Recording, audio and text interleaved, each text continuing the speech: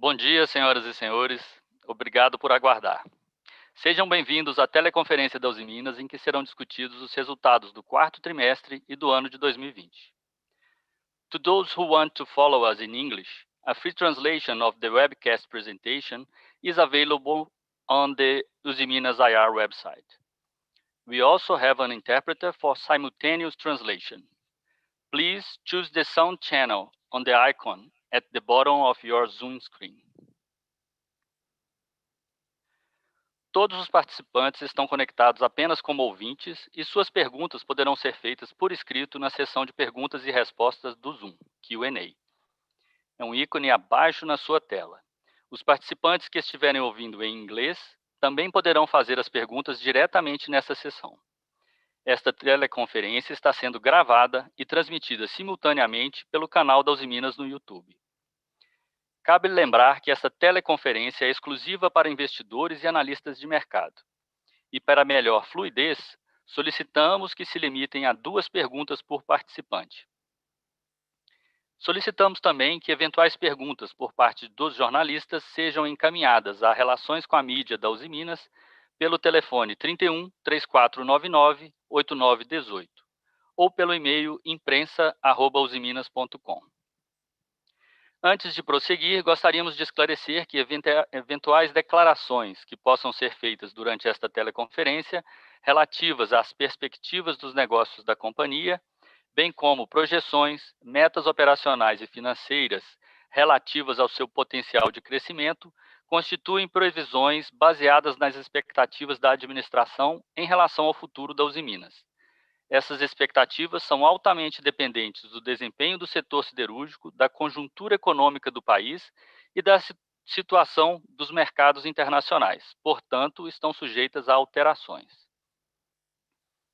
Conosco hoje se encontra a diretoria executiva da Usiminas, o nosso presidente Sérgio Leite, o vice-presidente de Finanças e Relações com Investidores, Alberto Ono, o vice-presidente industrial, Américo Ferreira, o vice-presidente de Planejamento Corporativo, Yoshiaki Shimada, o vice-presidente de Tecnologia e Qualidade, Kohei Kimura, o vice-presidente comercial, Miguel Gomes, o diretor-presidente da Mineração Usiminas, Carlos Rezônico, o diretor executivo das Soluções Usiminas, Ascânio Merrig, o diretor superintendente da Usiminas Mecânica, Fernando Mazzoni, o diretor do Jurídico, Bruno Paulino, o diretor de Controladoria, Julio Arroio, e eu, Leonardo Caran, gerente-geral de Relações com Investidores. Inicialmente, o Sérgio Leite fará algumas considerações, em seguida o Alberto apresentará os resultados. Depois, as perguntas formuladas na sessão do Q&A serão respondidas. Agora, eu passo a palavra ao Sérgio Leite. Muito obrigado, Léo. Um bom dia a cada um de vocês. Muito obrigado pela presença, agora não mais teleconferência da Usiminas, mas live da Usiminas. Para nós é muito importante a presença de cada um de vocês. Neste momento, com a permissão de vocês, eu vou retirar a máscara para facilitar o áudio.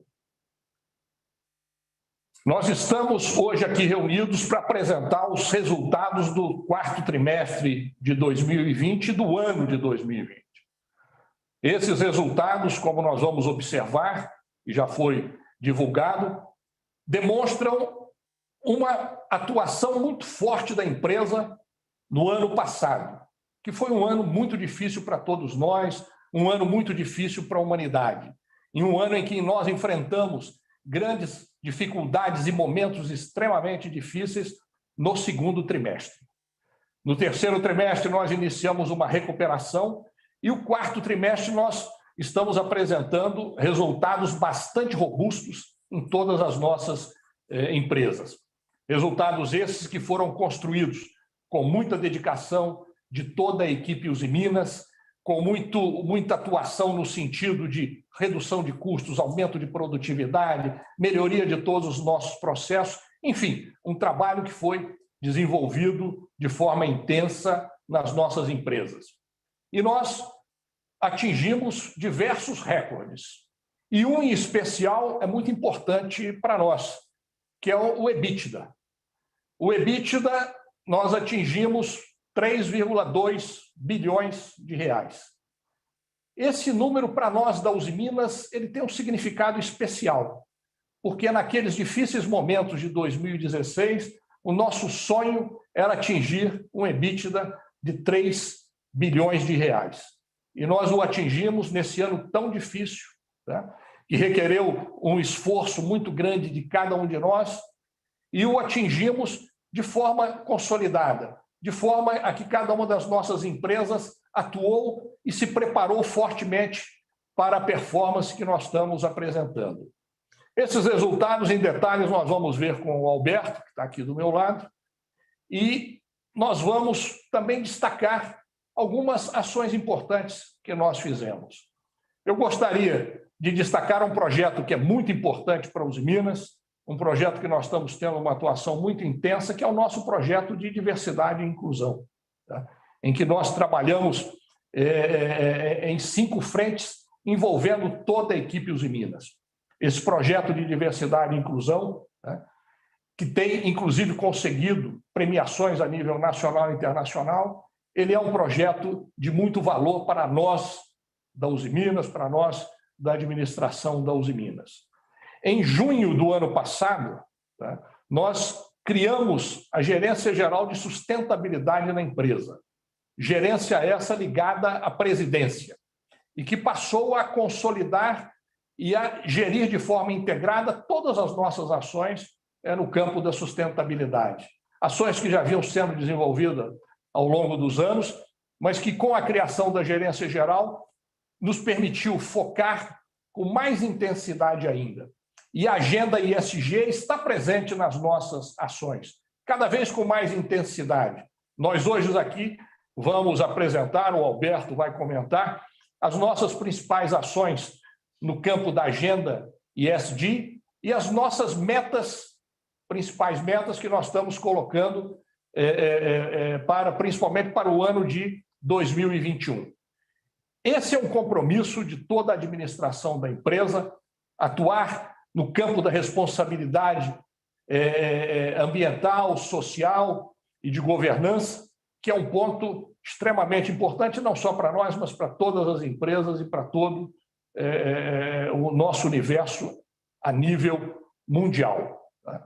Nós realizamos também, e eu aqui vou comentar um dos exemplos, diversas ações no sentido de buscar o aumento da nossa competitividade, e esse comentário que eu vou fazer aqui reflete muito o nosso espírito ao tomarmos determinadas decisões.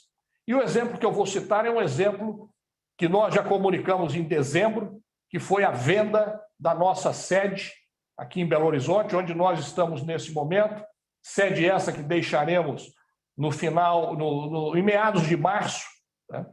E que foi vendida para nossa Fundação São Francisco Xavier, que é o nosso braço social no campo da saúde e da educação, tá? E a venda dessa sede ela teve significados importantes para nós da Usiminas, tá? E eu situaria dentro desses significados 4 importantes significados. O primeiro deles é que nós reduzimos o imobilizado no valor de 130 milhões de reais, que era o valor que nós tínhamos imobilizado nessa sede, disponibilizando esse valor para investimentos em outras atividades no futuro. Segundo, nós estamos indo para uma nova sede aqui em Belo Horizonte, na região central de Belo Horizonte.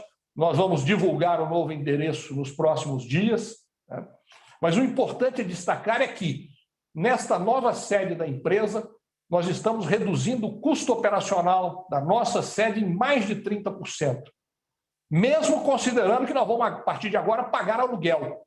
Mesmo pagando aluguel, nós estamos reduzindo em mais de 30% o nosso custo operacional, que é uma ação extremamente importante, e esse conceito nós estamos praticando em todas as nossas áreas, em todas as nossas empresas.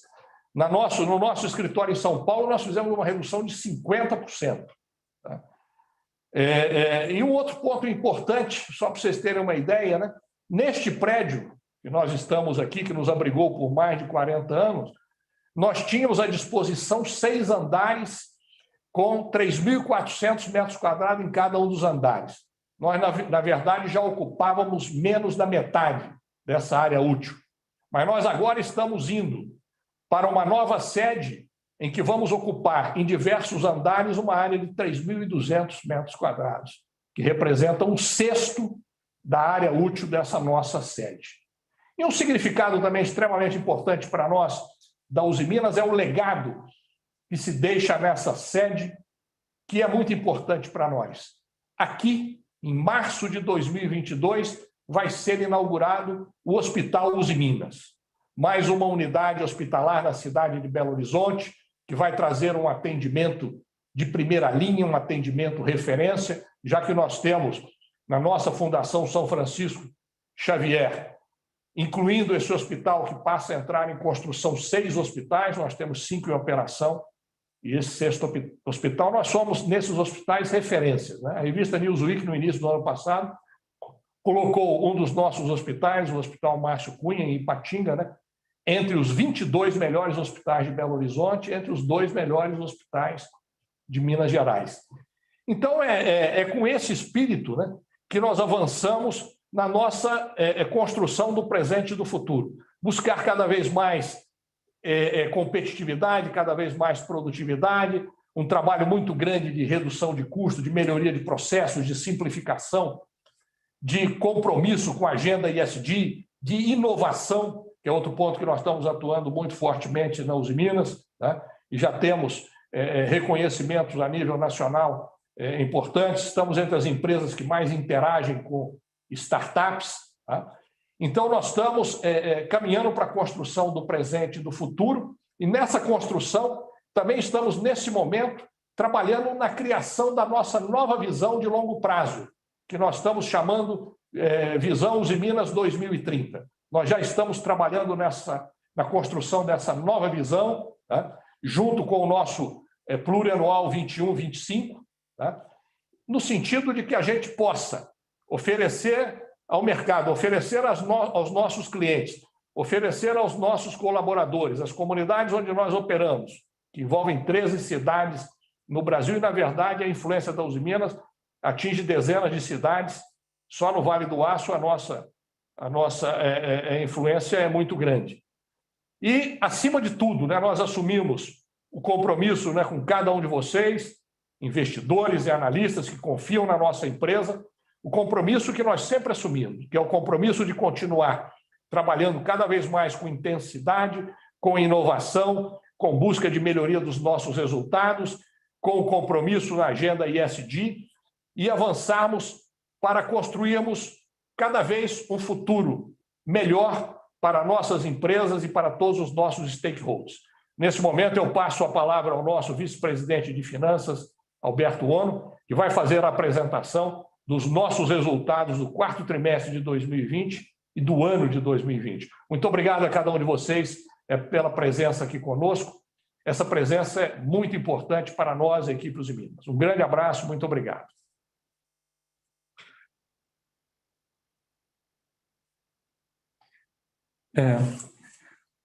Então, bom dia a todos. Eu vou também tirar a máscara aqui para o benefício do áudio, tá? Estamos mantendo aqui o distanciamento adequado, tá? Na questão aqui, tá? Bom, senhores, então, passando os números primeiro do 4º trimestre, depois a gente vai comentar sobre os números do ano, tá? Em relação ao 4º trimestre, as vendas, né, de aço, elas superaram 1.100.000 toneladas, né? Esse é um número que a gente não atingia desde 2015, então já há algum tempo que a gente não via num trimestre um volume tão alto, ok? E também 21% acima, né, do trimestre anterior, e no caso, né, do mercado doméstico, né, das vendas no mercado doméstico, então superamos aí a marca de 1 milhão de toneladas, quase 1 milhão e 100, né?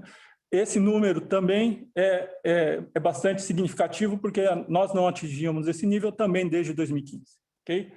Bom, isso mostra que nós priorizamos bastante o mercado interno, né?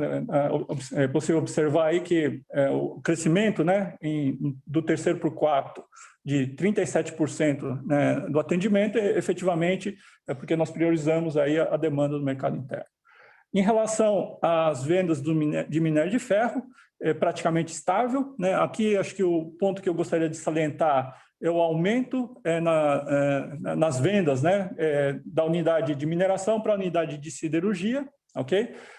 Isso é consequência, né, da reativação do nosso alto forno 1 durante o terceiro TRI, e o quarto TRI foi o trimestre onde o alto forno 1 operou, né, no trimestre cheio. Então, o aumento aqui indica também a questão do aumento de produção de aço bruto na nossa usina em Ipatinga. Em relação ao EBITDA, como o Sérgio já salientou, né, um aumento expressivo, quase o dobro, né, passando de 826 para 1.607 aqui, com uma margem também, um aumento expressivo, 29%. Né? Aqui, uma melhoria, né, a gente vai olhar um pouco mais para frente, uma melhoria tanto na unidade de mineração, né, os volumes semelhantes, mas com preços bastante mais elevados, né, no trimestre, mas também um resultado, uma melhoria de resultado bastante significativa na própria siderurgia, né? Além do volume maior, a gente vai ver ali mais para frente também uma melhoria de resultados bastante expressiva na siderurgia. Aqui, e falando um pouco do lucro, né, no lucro líquido, né, uma variação aí bastante expressiva, de quase 10 vezes, né, mas aqui a gente tem que salientar dois efeitos não caixa, né, que se somados eles vão dar em torno de R$1 bilhão. Então, do 1,9 bilhões de reais aí que a gente vê de lucro líquido no quarto TRI, né, efetivamente aí tem dois efeitos, né, tanto uma variação cambial, que no caso, né, uma valorização do real frente ao dólar, que teve impacto na nossa dívida, e resultado, né, de 286 milhões, e também uma reversão de impairment, né, que foi feita aqui no trimestre, de 737. Esses dois somados aí vão dar mais de R$1 bilhão. Então, aqui, mas de qualquer forma, descontado esse valor, esse efeito não caixa, ainda é um resultado bastante expressivo, né, de mais de R$900 milhões. Passando para o próximo slide. Aqui, então, nós mostramos aqui o EBITDA e a margem consolidadas, né, um histórico dos últimos trimestres, mostrando aí, então, efetivamente, né, que foi uma progressão desde o segundo trimestre de 2020, né, onde tivemos aí um resultado bastante ruim, que é uma recuperação bastante forte. E um outro ponto que, só para complementar, tivemos aqui, em termos de efeitos não recorrentes, no quarto trimestre, basicamente um efeito relacionado à venda de imóveis, né? Além do edifício sede, né, como o Sérgio já colocou, nós também tivemos uma venda de um imóvel comercial no shopping no Vale do Aço. Então, esses dois compõem aí, basicamente, esse resultado não recorrente de 151 milhões. Passando para o próximo slide. Aqui, né, já mostrando, então, o resultado da siderurgia. Então, na siderurgia, um EBITDA ajustado de 605 milhões, tá? Então, uma melhoria, né, mais de 4 vezes, né, em relação aí, se a gente olhar, quase 4 vezes em relação ao trimestre anterior, né, uma margem já de 14%. Então, uma recuperação bastante forte no resultado da siderurgia. Passando para o próximo. Aqui, mineração, né? Mineração já vem numa sequência de recordes, né, de resultados trimestrais, então, um novo recorde, atingindo quase R$1 bilhão nesse quarto trimestre, tá? Com uma margem aqui de 68%. Então, aqui, como a gente observou já, né, os volumes do terceiro e do quarto são muito similares, então, basicamente, aqui é um efeito aqui de preço e câmbio no trimestre. Próximo. Outra unidade que performou muito bem, mostrando uma recuperação muito forte, foi a nossa Soluções Usiminas. Então, novamente, né, um EBITDA recorde de trimestre, dessa vez de 137 milhões, mais que o dobro do trimestre anterior, uma margem que é a mais alta histórica aqui, 10%. Né? Então, também uma performance muito forte nesse quarto trimestre dessa unidade. Próximo. Aqui é a nossa Usiminas Mecânica, né? Como a gente já comentou, a intenção aqui, né, com a reestruturação, é voltar a ter resultados positivos, né? Então, aqui já dá para observar aqui uma melhoria, né, embora seja ainda um resultado negativo, mas fruto da reestruturação que a gente basicamente terminou agora no final do ano, né? Então, esperamos que a partir agora de 2021 a gente consiga ter, né, melhores resultados aí, vamos dizer assim, saindo do vermelho. Próximo. Agora, falando um pouco dos resultados do ano, ok? Em termos de vendas de aço, né, uma queda aqui global de 9%, mas basicamente concentrada no mercado interno, né, 10% do mercado interno. Aqui, só relembrando, né, o efeito bastante, né, resultado aí das quedas que a gente observou, principalmente no segundo trimestre, mas também ainda uma recuperação que ainda foi um pouco mais fraca no terceiro, né? O quarto trimestre, como já observado, foi bem mais forte, mas não foi suficiente para recuperar aqui os níveis do ano quando a gente compara com o ano anterior. Vendas de minério de ferro praticamente estáveis, né, aqui em termos do volume total, apesar de que esse volume de 8.683.000 também é um novo recorde, é uma variação de 1%, mas é um novo recorde anual para a nossa mineração. O que foi um aumento expressivo foi nas exportações, 28%, né? Então tivemos aí mais destinação, aí quase 6 milhões de toneladas para o mercado externo. Em termos de EBITDA do ano, né, como já comentado pelo Sérgio, então atingindo 3,2 bilhões de reais, uma melhoria de mais de 60% em relação a 2019, atingindo uma margem de 20%, né, consolidada do ano. Em termos de lucro líquido, então, aqui também é uma melhoria expressiva em relação a 2019, com quase 1,3 bilhões de reais. Aqui só uma observação, quando a gente olha o resultado do ano, né, a variação cambial foi negativa, né, de 765, e a reversão de PERMA de 731 positivo. Então, no net, né, aqui os efeitos não caixa são bem menores, né? Quando a gente olha no ano, vai dar aí 34 milhões de reais só. Então, aqui no ano, o lucro líquido a gente pode olhar como sendo efetivamente um resultado basicamente vindo do resultado operacional. Próximo. Aqui, né, falando aqui da sequência desde 2016, então, melhor EBITDA anual, né, na verdade, voltando aqui, como o Sérgio já comentou, histórico desde 2008. Tá?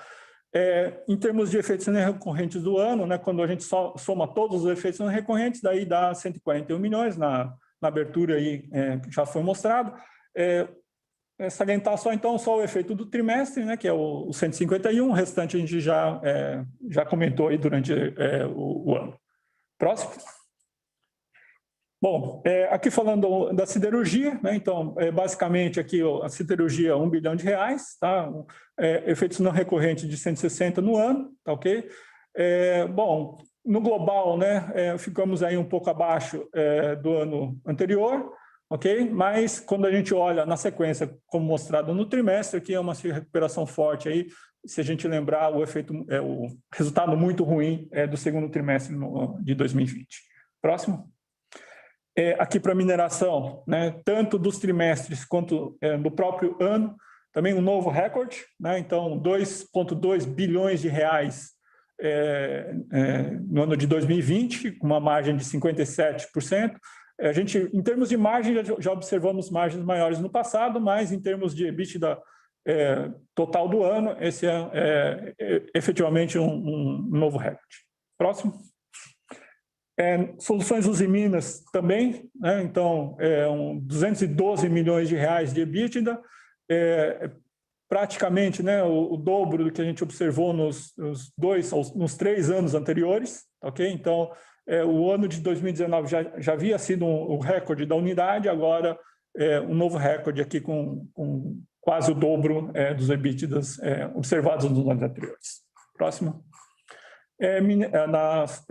Usiminas Mecânica, aqui é o resultado consolidado do ano, né? Então, no ano aqui, né, e um resultado aí ainda, né, bastante negativo.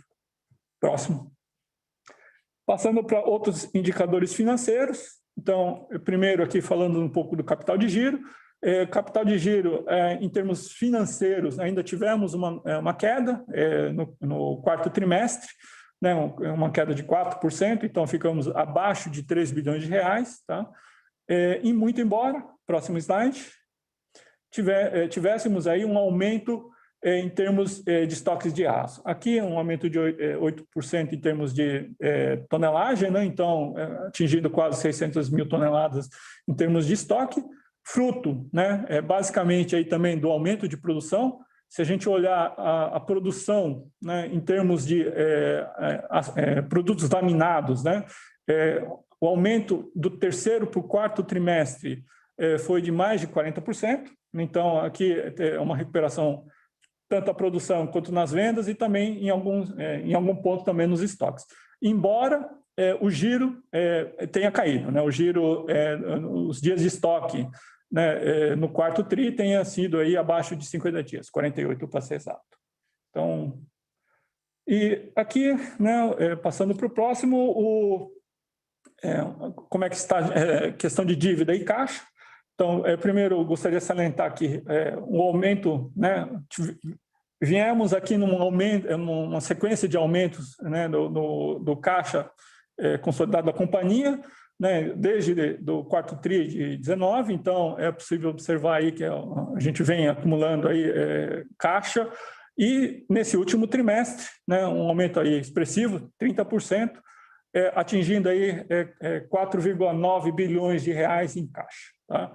Isso conjugado ao melhor EBITDA do trimestre, né, e a uma ligeira redução da nossa dívida aí por questão da variação cambial, faz com que a gente tenha aqui, então, um endividamento líquido, né, de cerca de 1,1 bilhão de reais e uma alavancagem líquida, que essa é uma alavancagem que a gente não via também desde 2008, de 0,3 vezes. Então, ficando aí muito abaixo de 1.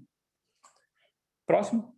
Em relação ao CAPEX aqui, no quarto trimestre aqui, então, tivemos 245 milhões de reais, né, mantendo aí mais ou menos um patamar aqui por volta de...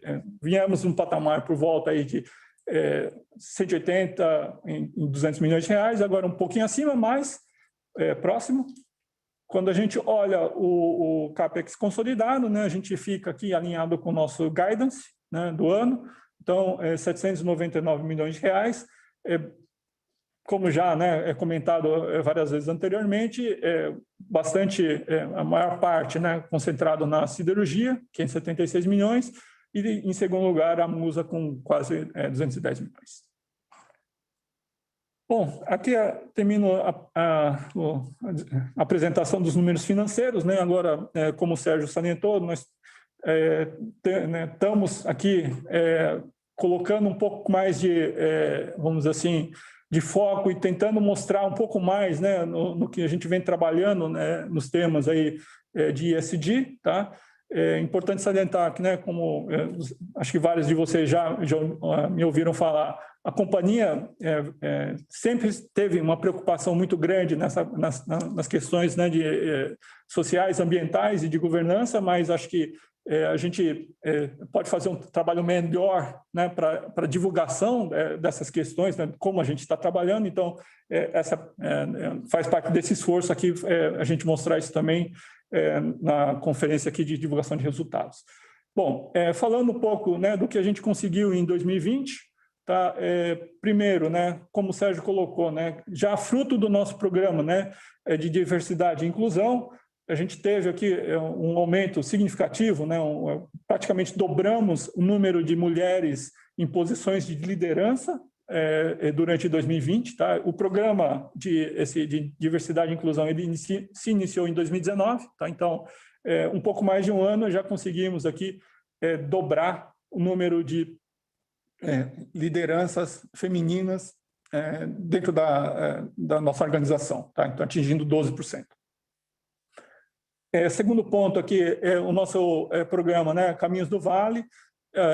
No ano de 2020, ele adicionou mais 500 quilômetros, né, de recuperação de estradas rurais, né, com a utilização de de um produto nosso, o agregado siderúrgico. Tivemos aqui, né, já durante o ano de 2020 também, a implementação, né, o início da implementação do projeto de filtragem e empilhamento a seco de rejeitos na nossa mineração, e a conclusão agora já prevista para o início do segundo trimestre de 2021. E também, né, isso a gente já vem conversando um pouco mais, durante o ano já conversavam sobre esse número, mas então, efetivamente, foram destinados mais de 27 milhões de reais, né, para o combate à Covid-19 através da nossa Fundação São Francisco Xavier. Próximo. E aqui, nossas metas, né, para a gente trabalhar aqui durante o ano de 2021 e também uma parte delas vai até um pouco mais além, da 22, mas são as metas, vamos dizer assim, de curto prazo. Dentro do programa de diversidade e inclusão, também agora temos uma meta, né, de aumentar a participação de mulheres na área operacional, tá? Não só nas cargos de gestão, mas na área operacional, na área industrial, para atingir 10% de participação. Segurança de trabalho, nossa meta, né, a gente já vem conversando também sobre isso há algum tempo, nossa meta é 0 acidentes, tá? Mas para 2021, o que a gente procura, né, é manter também uma taxa de frequência aí menor que 0,3. Em termos de eficiência energética e emissão de gases de efeito estufa, então nossa meta é a realização de inventários de carbono, né, segundo o padrão GE, e também a gente participar, né, do CDP, ok?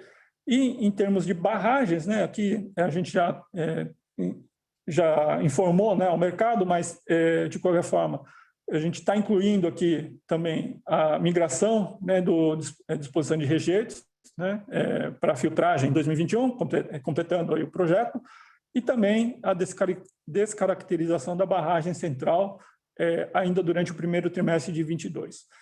Nós já conseguimos, né, já foi certificada a descaracterização da nossa barragem, de uma das nossas barragens, né, que era a Somisa, agora em janeiro. Então, fazendo a descaracterização da barragem central, né, e com a implantação do projeto de filtragem e empilhamento a seco, né, ainda durante 2021, com isso nós deixaríamos, né, de ter tanto barragens da forma propriamente dita, com a descaracterização das duas barragens, como também a parada da única barragem que hoje está em operação, que é a nossa barragem Samambaia, que tem um design mais seguro aí, um design ajustante. Ok? Aqui a gente terminou a nossa apresentação e ficamos à disposição para perguntas. Obrigado. Obrigado, Alberto. Obrigado, Sérgio. Agora a gente passa à sessão de perguntas e respostas.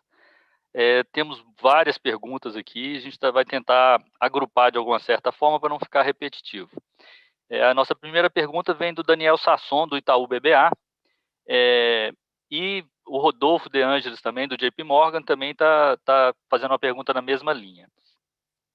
Na siderurgia, gostaria de saber qual o prêmio do produto no mercado doméstico vezes a paridade após o aumento de janeiro e fevereiro, e se a recente queda dos preços globais preocupa vocês quanto à sustentabilidade dos preços no mercado doméstico. Além disso, vocês podem confirmar que o aumento anual para o setor automotivo ficou na casa dos 35%? O Daniel pergunta por que tão abaixo dos aumentos que vimos para a distribuição ao longo de 2020, e o Rodolfo, da mesma linha, ele pergunta sobre esses aumentos de preço desde de meados do ano passado e qual a expectativa para 2021. E se a gente pode comentar sobre esses aumentos de fevereiro, se forem implementados. Miguel, por favor. Bom dia, Daniel. Bom dia, Rodolfo.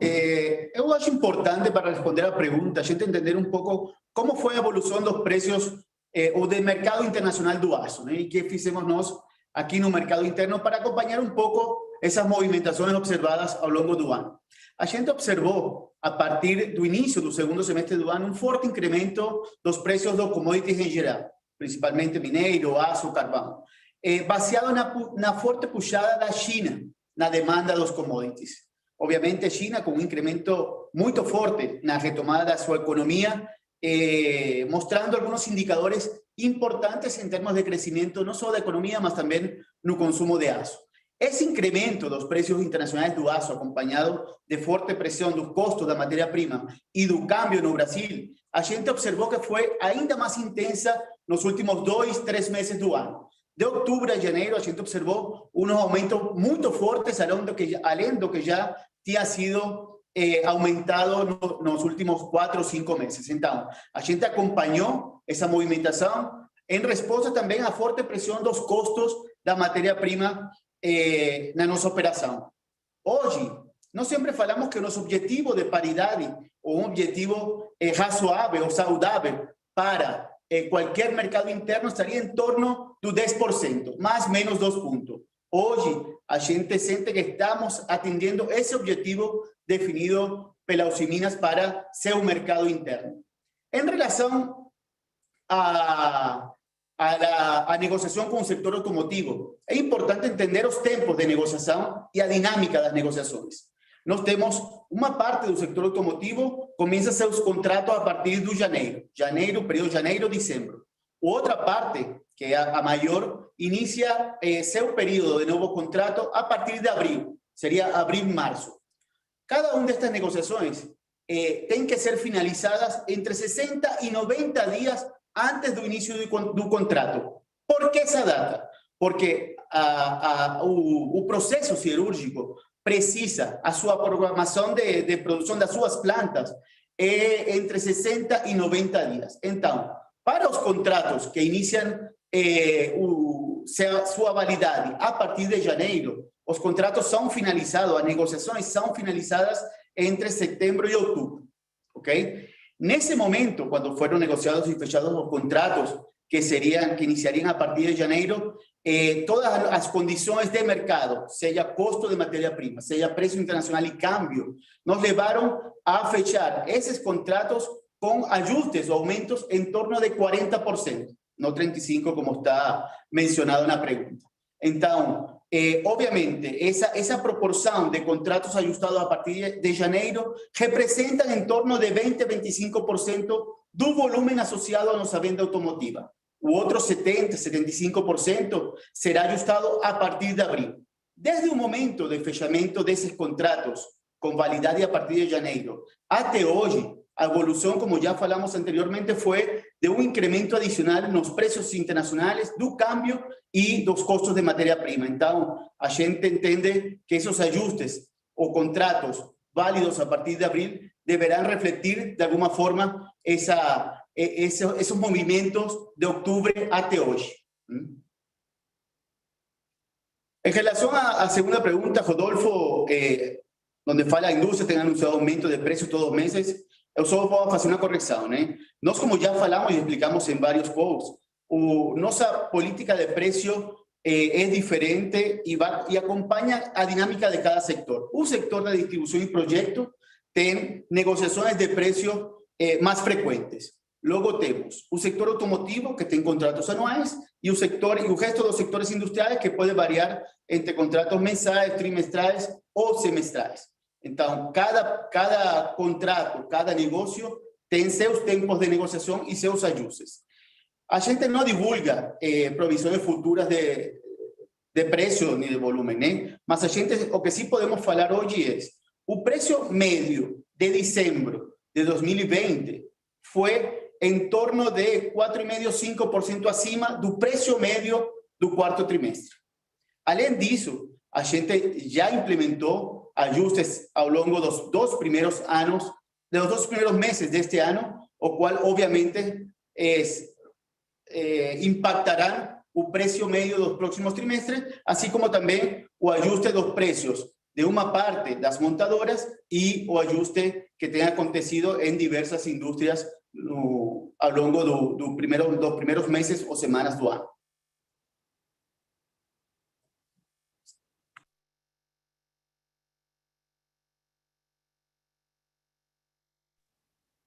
Obrigado, Miguel. Agora a gente tem uma pergunta que foi feita por muitas pessoas aqui. o Daniel Sasson, do Itaú BBA, o Thiago Lofiego, do Bradesco, o Carlos de Alba, do Morgan Stanley, e o Rodolfo, do JP Morgan, estão perguntando sobre a mineração, Alberto. A mineração, quando podemos ver a decisão sobre o investimento para alongar a produção de minérios para depois de 2025? Poderiam nos lembrar sobre o CAPEX total para esse investimento?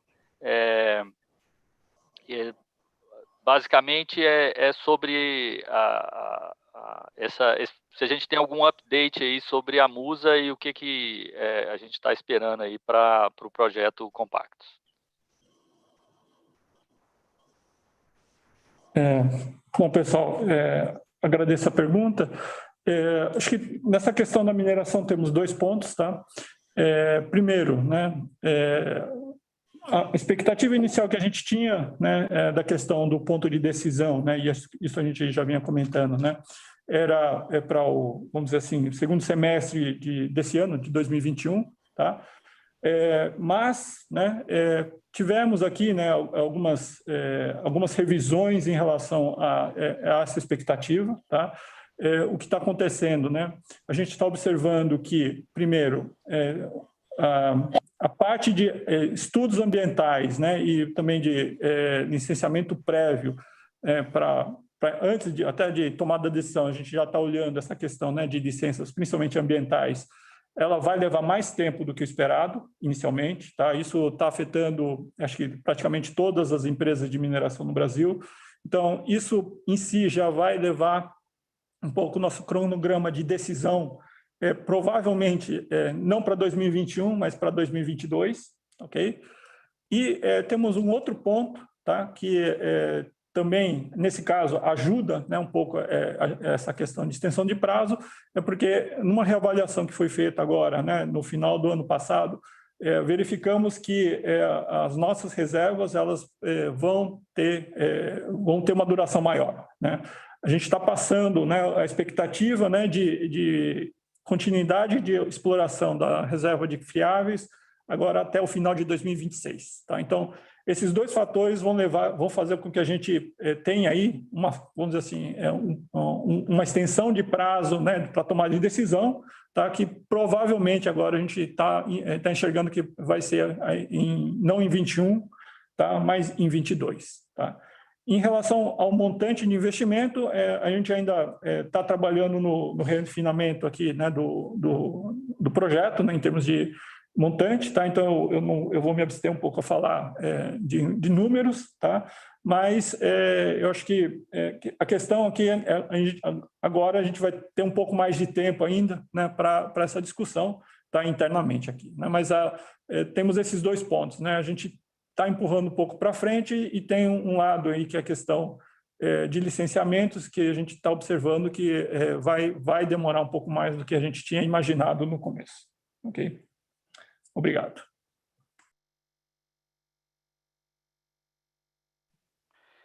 Obrigado, Alberto. A nossa próxima pergunta também é coletiva.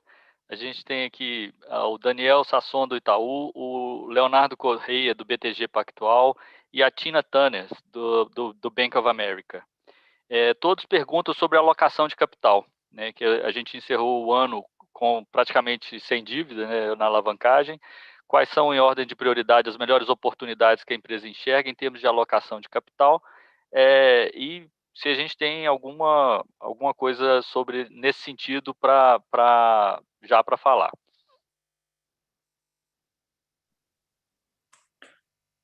Bom, agradeço a pergunta de todos. Em relação à alocação de capital, nossa primeira prioridade é o financiamento do nosso CAPEX, né? Como a gente já informou, né, no guidance que foi né, colocado hoje, o guidance de CAPEX para esse ano vai ser de 1,5 bilhões de reais em termos consolidados, né? E, no caso específico, para a siderurgia vai ser de 1,2, né, bilhão. Então, o principal foco aqui hoje, né, está sendo a questão de CAPEX, né? Então, esse é um assunto que a gente vai priorizar, né, a geração de caixa próprio para aplicação nesses investimentos. Além disso, né, o que a gente vai estar olhando, né, em termos, embora o endividamento líquido, né, esteja baixo, né, a gente entende que talvez seja adequado em algum momento a gente analisar aqui a questão do endividamento bruto para ver se a gente não pode fazer algum movimento, né, também seria uma segunda prioridade, tá? Mas a primeira prioridade é o CAPEX, a gente ter segurança de que a geração de caixa, né, vai ser suficiente e adequada para financiar os nossos projetos.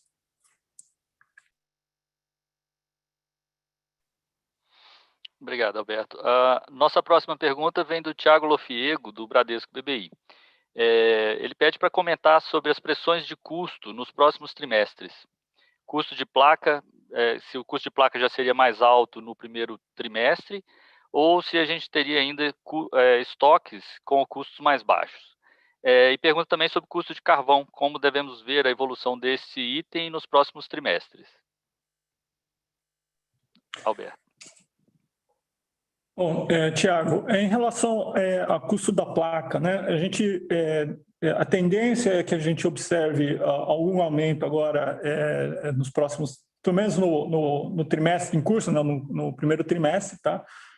Isso ocorre porque, no geral, né, onde a gente usa muito essas placas adquiridas, que é em Cubatão, o giro é muito rápido, tá? Então a gente mantém um estoque não tão elevado na planta, né, e o giro é mais rápido, então todos os efeitos de preço, né, que a gente observa, né, um pouco no trimestre anterior no mercado internacional de placa, ele já reflete no trimestre seguinte, e no próprio trimestre também, dependendo da situação, já também reflete, né, porque a gente tem, principalmente, para as placas compradas, né, aqui no mercado nacional, né, a gente tem 2 fornecedores principais, né, o lead time de fornecimento não é tão ampliado, enquanto que nos importados é um pouco mais, né? Mas, no geral, o giro é rápido, tá? Então, a gente vai ter já efeitos no trimestre, aí, observando o aumento, né, no custo da placa, que a gente já vem observando aí,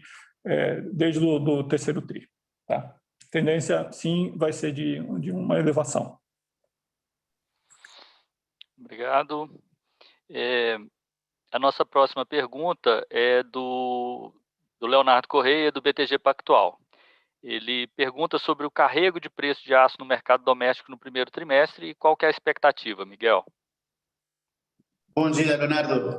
Se bem a gente não divulga projeções em termos de preço, a gente sim pode falar um pouco de dados reais para vocês fazer essa estimação. Então, como já falei, o preço médio de dezembro de 2020 foi aproximadamente 4,7%, 4,8% acima do preço médio do trimestre. Além disso, foram implementados ajustes de preços anunciados aos nossos clientes desde o início do ano, tanto para o setor de distribuição, quanto novos projetos e também para contratos na indústria que se atualizam ou se atualizaram ao início do ano. Também temos o ajuste para uma parte do setor automotivo, que iniciou o contrato a partir de janeiro, como já falei, o aumento foi em torno de 40% para uma proporção em torno de 25% desse sector auto que a gente atende. Então, você poderia pegar um pouco esses dados reais e fazer sua própria estimação sobre qual será o preço, o comportamento dos preços nos próximos trimestres. Obrigado, Miguel. A nossa próxima pergunta é para o Carlos Rezônico, da mineração. Carlos, o seu xará, o Carlos de Alba, do Morgan Stanley, está perguntando qual foi a média de qualidade dos minérios no quarto trimestre e qual que é a expectativa disso ao longo de 2021. Bom, obrigado, Carlos, pela pergunta. A Musa tem vários produtos, né? Então não podemos falar sobre uma qualidade média, porque falaríamos de coisas diferentes. Mas, em média, poderíamos dizer que temos o concentrado, o produto da flotação, que tem uma média, que teve uma média no último trimestre de 64,3, ou seja, 64,3,5. Uma sílica na casa dos 3,3. uma alúmina em 1,1. Ese como concentrado. Como Sinterfigi estamos en un producto, tenemos ahí una diferencia de qualidade en función dos clientes que temos, seja mercado interno, seja mercado de exportação. Mas, em média, podemos falar que o ferro está em 61 a 62. A sílica pode variar entre 6,6 e 7,7, 8, ou seja, novamente em função dos clientes, e uma alúmina de 0,9. A partir de agora temos uma nova planta que é que chamamos peneiramento de alta frequência, que permite um produto de melhor qualidade ainda, que estamos hoje na curva de ramp-up, mas temos uma expectativa de um ferro de 66,5 e uma sílica que não ultrapasse 2,5. Mais ou menos essa é a qualidade do último trimestre, qualidade que estimamos manter ao longo de 2021, mas com períodos, talvez, de alguma queda nessa qualidade, períodos de melhora em função da disponibilidade das licenças, que hoje são muito importantes, considerando a situação dos últimos anos, dos feriados na mina. Então, precisamos dessas licenças e isso vai determinar, no final das contas, em cada período, se podemos manter essa média ou vamos estar um pouco debaixo ou um pouco acima desse valor.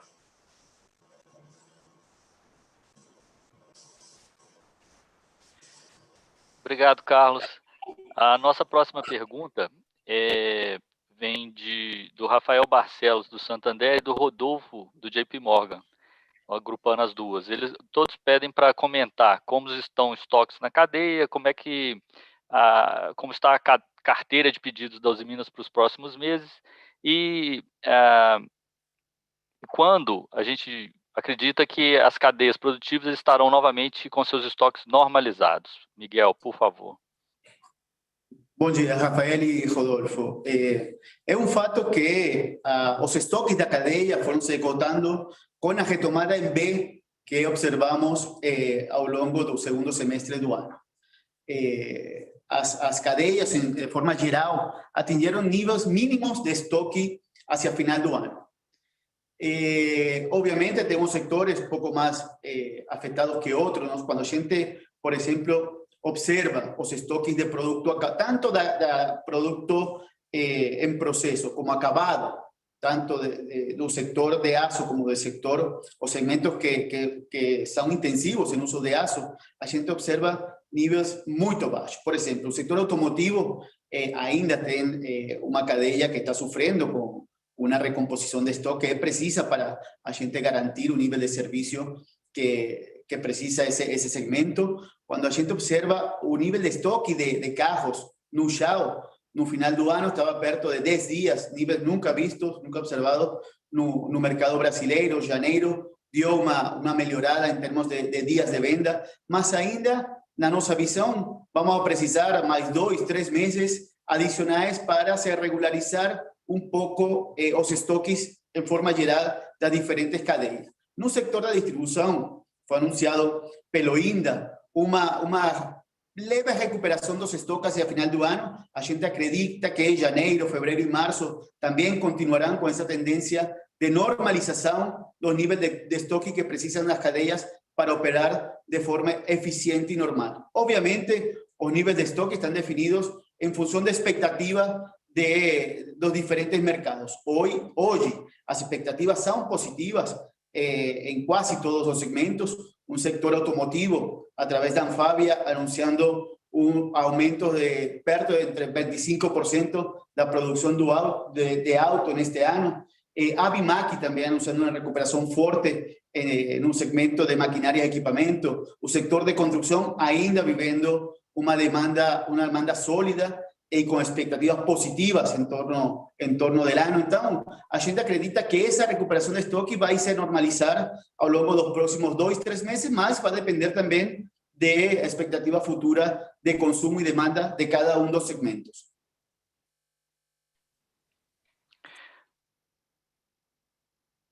Obrigado, Miguel. A nossa próxima pergunta vem para o Alberto, do Yuri Pereira, da XP. Na mesma linha dos colegas, ele pergunta sobre a alocação de capital, considerando um cenário de demanda crescente, como que enxerga uma eventual retomada das áreas primárias de Cubatão? Yuri, obrigado pela pergunta. Eu acho que, antes disso, né, só vale salientar, né, a gente está observando, então, essa questão da recuperação da demanda, né, mas, em termos gerais, globais, né, da demanda de aço, quando você olha, por exemplo, a projeção do Aço Brasil, né, para 2021, deve ser algo em torno aí de um crescimento de 6% ou coisa parecida, que é o que estão comentando, né? Então, um crescimento desse nível ainda não justifica a gente voltar a uma área primária de Cubatão, tá? Entendo que o investimento em Cubatão que se diz é área primária, né? O que a gente está fazendo, né, já foi divulgado, né, a gente está retomando primeiro o Alto Forno 2 de Ipatinga, que nós desligamos no ano passado, né, em virtude da crise. Ele está levando um pouquinho de tempo por causa de necessidade de CAPEX, né, já está em andamento essa manutenção, e em junho ele deve estar retornando. Então, com eles, a gente já retorna mais uma parte de produção de aço própria, né, em torno de 400 mil toneladas ano. 600 mil toneladas ano. Então, é algo que a gente já está fazendo, né, e acho que é o próximo passo em termos de aumento de produção de aço próprio. Tá? O passo seguinte, eu acredito que ainda necessitaria de um aumento maior, né, do consumo de aço do que a gente tem ouvido falar, né, da expectativa aí, de Aço Brasil para esse ano. Então, poderia ser algo para um futuro um pouco mais, vamos dizer assim, de médio prazo, né, para avaliação. Okay? Mas, para curto prazo, ainda não estamos trabalhando nesse cenário. Obrigado, Alberto. A nossa próxima pergunta, ela vem do Caio Ribeiro, do Credit Suisse. Ele queria que comentasse um pouco como está a demanda por chapas grossas e com qual utilização a gente tem trabalhado essa linha. Bom dia, Caio. A demanda de chapa grossa, como o resto do produto, vem performando de forma positiva em função da retomada da economia em geral. Mas, indo especificamente a chapa grossa, a gente poderia relacionar a demanda de chapa grossa em vários segmentos. O primeiro segmento de infraestrutura. O segmento de infraestrutura, em geral, não tem tido essa força ou incremento do resto da economia ao longo do ano. Ainda temos um segmento ou projetos de infraestrutura, importantes projetos de infraestrutura em carteira, mas sem dar iniciação. O outro segmento associado à demanda de chapa grossa é o segmento de oil and gas. Também tem sido um dos segmentos que ainda tem uma demanda fraca e não está puxando essa recuperação da demanda de chapa a nível local. Mas temos outros segmentos que hoje estão performando de uma forma diferenciada e muito positiva. Por exemplo, o segmento de maquinária e equipamento vem com uma carteira de pedidos importantes, o qual está fazendo que a gente evolua em termos de utilização dos nossos equipamentos. Nesse mesmo sentido, o segmento de energia eólica está performando de forma importante no mercado brasileiro, com fortes projetos já iniciados e também grandes projetos em carteira. Isso tem permitido aumentar a nossa utilização da nossa linha em torno de 50% nos últimos meses. Lembrando sempre que a gente ainda mantém um laminador de chapa grossa totalmente parado, mas sim estamos incrementando de forma importante nossa utilização do nosso laminador de chapa grossa de Ipatinga. Obrigado, Miguel. A nossa próxima pergunta é em relação ao Caio Ribeiro, também do Credit Suisse, está querendo saber um pouco sobre o mix de exportação vezes vendas no mercado doméstico. Como é que esperam que esse mix evolua ao longo de 2021 versus os níveis que tiveram no quarto trimestre? E já completando com uma pergunta da Tina Turner, do Bank of America, que ela está perguntando sobre a Argentina, a demanda da Argentina, que aumentou a representatividade na nossa exportação agora no quarto trimestre. Então, as duas sobre exportação. Por favor, Miguel. Obrigado, Caio e Tina. Em relação ao tema exportação e venda local, é importante a gente esclarecer que nós estamos dando total prioridade a nossos clientes do mercado interno. Nós estamos acompanhando e apoiando a retomada em V que tive a economia desde o segundo semestre do ano passado. Nesse sentido, assim como você observar no nosso mix de venda do quarto trimestre, hoje mais de 95% das nossas vendas vão dedicadas ao mercado doméstico. E outro 5%, que é exportação, está ligado diretamente à cadeia produtiva da indústria brasileira, principalmente no Mercosul. Então, quando a gente junta o nosso atendimento para o mercado local com a cadeia relacionada à indústria brasileira, estamos falando que perto de 98%, 99% de nossas vendas estão indo para o apoio desse crescimento da indústria e do mercado local brasileiro. Nós acreditamos, nós enviamos um guidance de nosso volume de venda para o primeiro trimestre e nós achamos que não vamos ter muita mudança em termos de mix, tanto de produto quanto de mercado, versus o que foi observado como nossa venda real do quarto trimestre para os próximos trimestres do ano. Em relação à Argentina, realmente estamos vendo uma retomada do mercado argentino, principalmente relacionado ao setor automotivo, que é um dos clientes, ou é uma das indústrias que está integrada e tem a ver muito também com a retomada do mercado brasileiro. Então, estamos acompanhando esse crescimento. Todas as montadoras que operam na Argentina operam no Brasil e essa indústria a gente está acompanhando também o crescimento e vai continuar acompanhando o crescimento da indústria automotiva argentina, sempre relacionada à retomada da indústria geral no Brasil.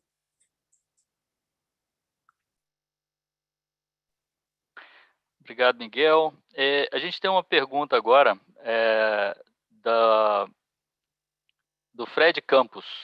Não identificou de onde, mas ele pede para descrever as iniciativas de indústria 4.0 em curso para melhorias da produtividade e redução de custos operacionais.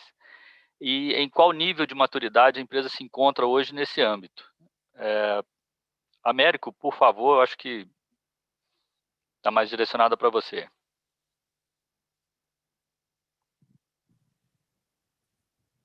Bom, estão me ouvindo? Boa tarde, obrigado pela pergunta. Bom, acho que a Usiminas tem boas perspectivas aí com relação à produção. Nós estamos retomando a produção de aço aí com o Alto Forno 2 em Ipatinga, a usina de Cubatão, nós temos o laminador operando aí em full capacity, né? E com isso a nossa ideia é com certeza abastecer prioritariamente o mercado interno com produtos de qualidade, aproveitando a retomada que o mercado vem sinalizando aí desde o último trimestre de 2020, né? Alinhamos isso, obviamente, a todas as necessidades nossas de ganho de produtividade, reduções de custo, né? Tomamos algumas decisões importantes ainda durante o período pós-pandemia para que pudéssemos tornar os nossos processos ainda mais competitivos, né? Alinhando as boas práticas e buscando estar aí ao nível do mercado internacional. Então, com isso, a Usiminas entra forte aí nesse início de 2021.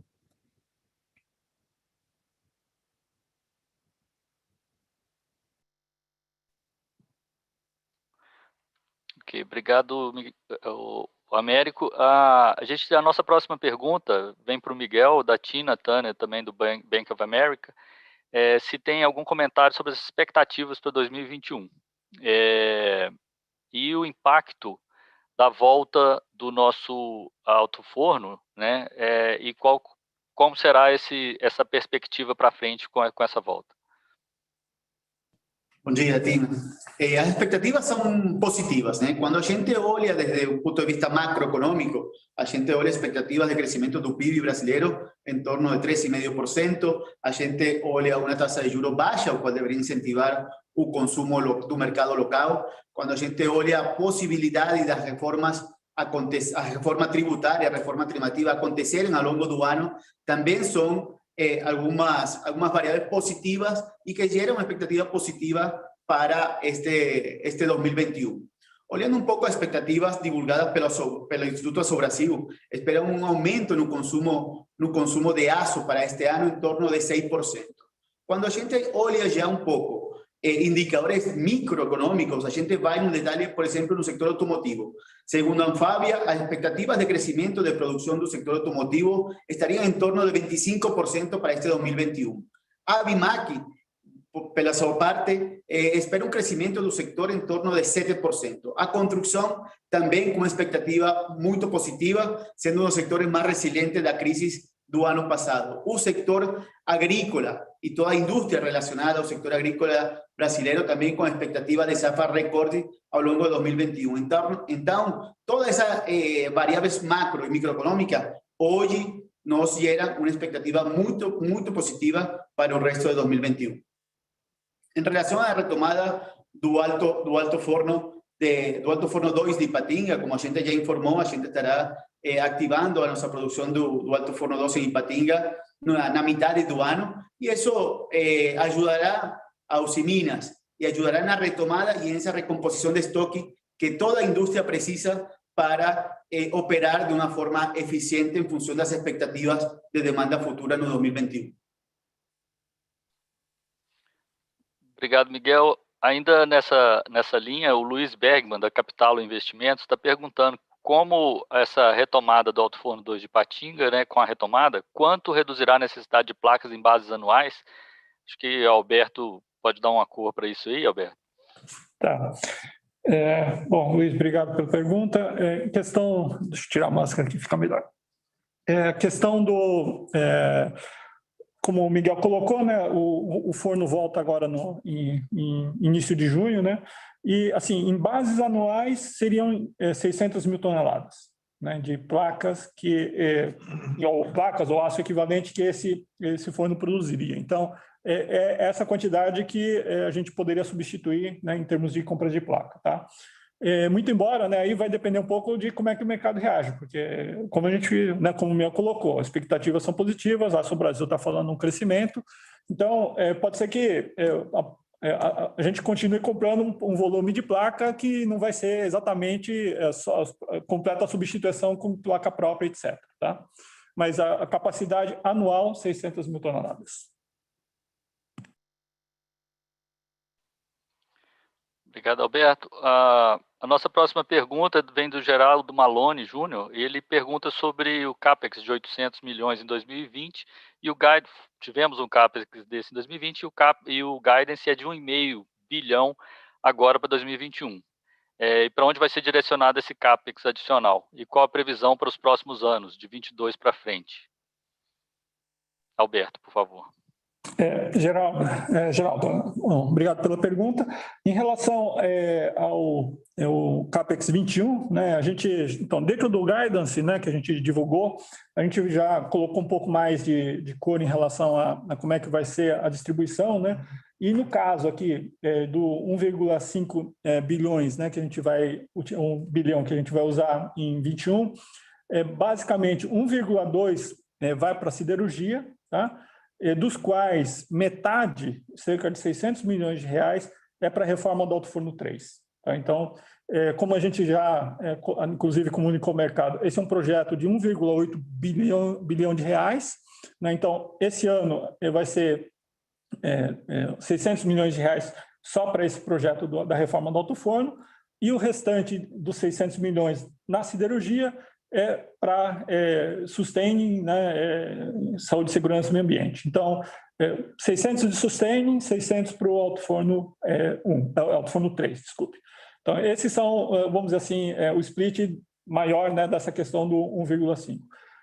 Aí você tem em torno de 250 milhões para mineração e minas, né, e, no caso, o principal projeto Mineração e Minas é o empilhamento a seco, tá? Então, que vai estar terminando agora, né, no início do segundo trimestre, tá? E os 50 milhões aí para as outras unidades. Então, basicamente, essa é a abertura. Para os anos seguintes, né, 2022, a gente ainda não tem um guidance formal, tá? Mas acho que continua sendo o principal projeto, né, é a reforma do Alto Forno 3, que vai acontecer, né, a parada para a reforma vai ser em 2022. Então, assim, uma boa parte do CAPEX da siderurgia, assim como está sendo em 21, vai ser para Alto Forno 3, desculpa, em 2022. Okay? Obrigado, Alberto. Agora a gente tem uma pergunta que foi feita também em inglês, do Raul Bat, de 91.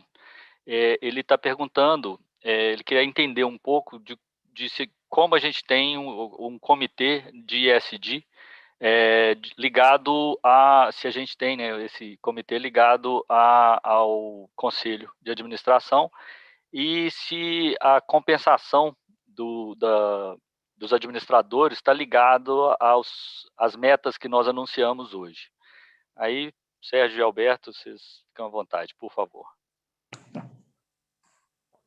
Raul, nós, como eu comentei, né, nós criamos ano passado uma gerência geral de sustentabilidade.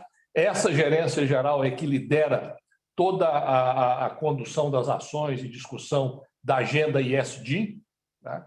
Nós criamos também um comitê, que nós denominamos de sustentabilidade, onde são discutidos os temas ESG. No caso da Usiminas, esse comitê é ligado à diretoria executiva e ele se reúne regularmente. No caso dos incentivos de curto prazo, né, nós temos metas, né, ligadas a ESG no incentivo de curto prazo da diretoria executiva. Obrigado. Um complemento dele, do Raul Bate, se a gente planeja ter uma meta também de redução de gases de efeito estufa no total ou de intensidade disso, de emissão por tonelada de aço. Raul, nesse momento nós estamos discutindo na Usiminas a nova visão de longo prazo, tá? Que nós estamos denominando Usiminas 2030. Tá? Esse tema está inserido dentro das discussões que nós estamos iniciando no que se refere à nova visão de longo prazo da companhia. Obrigado, Sérgio. Temos agora uma pergunta para o Alberto, que vem do Milton Sullivan, da XP. Ele pergunta como foi o impacto do carvão no trimestre e se houve alguma mudança na estratégia de compra de carvão da companhia por conta do preço mais baixo. Milton, obrigado pela pergunta. Assim, o impacto do carvão no quarto TRI, nós observamos, então, uma queda, né? Ela já vinha acontecendo nos trimestres anteriores, ela afetou positivamente, quer dizer, tivemos um custo de carvão menor nos estoques no quarto TRI, ok? Isso refletiu, né, nos nossos custos de produção, tá? E mas assim, não tivemos alteração em relação à estratégia, tá? Porque a gente tem já normalmente, né, um estoque de carvão que gira em torno de 4 meses. Então, a gente já é um estoque aí, vamos falar assim, razoável. A gente não vê muito motivo de ficar especulando com o volume do estoque, né? Porque, por um outro lado, pode ajudar no custo, mas também onera o capital de giro. Então, no geral, a gente trabalha com um nível de estoque, né, adequado. Por ser um material importado, né, a gente tem que ter certa segurança por causa dos lead times, tá? Mas a gente não teve nenhuma mudança significativa, ok?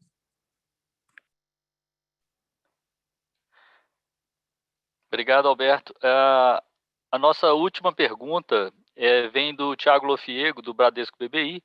Ele pergunta o seguinte: faz sentido esperar que a Usiminas cresça seus volumes no mercado doméstico acima do mercado, no mercado como um todo neste ano, considerando a recuperação de market share que ela pode ter perdido em 2020 para os distribuidores?